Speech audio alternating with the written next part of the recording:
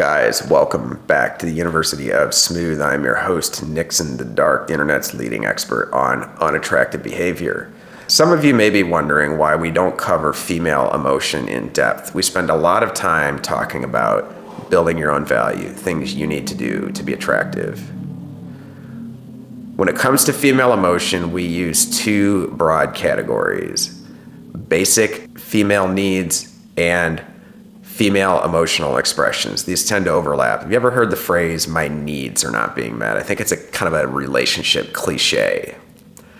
One component that tends to go unmentioned, and this is something that Orion Taraban, I think, is well known for, the part women don't say: the man has to be attractive. That's right. When it comes to a basic female emotional need, you being attractive is the most fundamental need of all. A woman needs you to be attractive. If you're not attractive, it doesn't matter if you're a wizard at agree and amplify or amused mastery or frame flipping or all these other emotional judo ninja ways of handling female emotional outbursts. She needs that from an attractive man. We focus on making you into an attractive man here at the University of Smooth. So when you build your own value, you meet her need.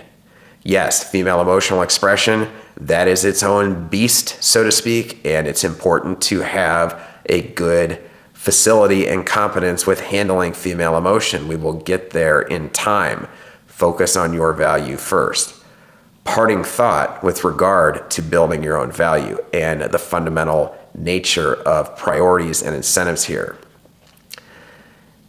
You build your own value because you have to meet your needs first. Here's the beauty of it though. When you meet your needs by building value in your life, yes, we're talking about your need for intimacy, your need for female validation. You need those things. You get them when you have value. And the process by which you meet your needs, she meets her needs. You both win in this equation. The key distinction though is if you are not focused on your needs first, you will not meet hers. By the way, you will not meet anybody else's needs if you're not focused on yours first. That's part one. Part two, when you know that you are living up to the expectations placed upon you to build and sustain value on every dimension in your life, then it's great to be generous with that value. By the way, isn't it great? A lot of women may want to participate in your value. You may have time for all of them, or at least, somebody who's pretty special. Doesn't really matter. We're not here to judge. You build your own value and you are generous with it. Having said that, pay attention to who is participating in your value and not otherwise helping you get your needs met.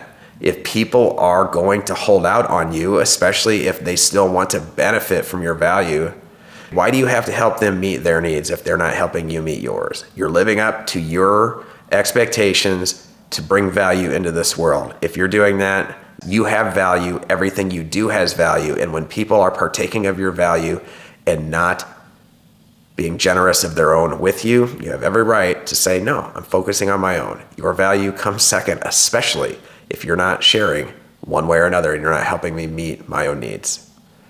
Thanks for listening. Like, subscribe, and follow You Smooth for more content.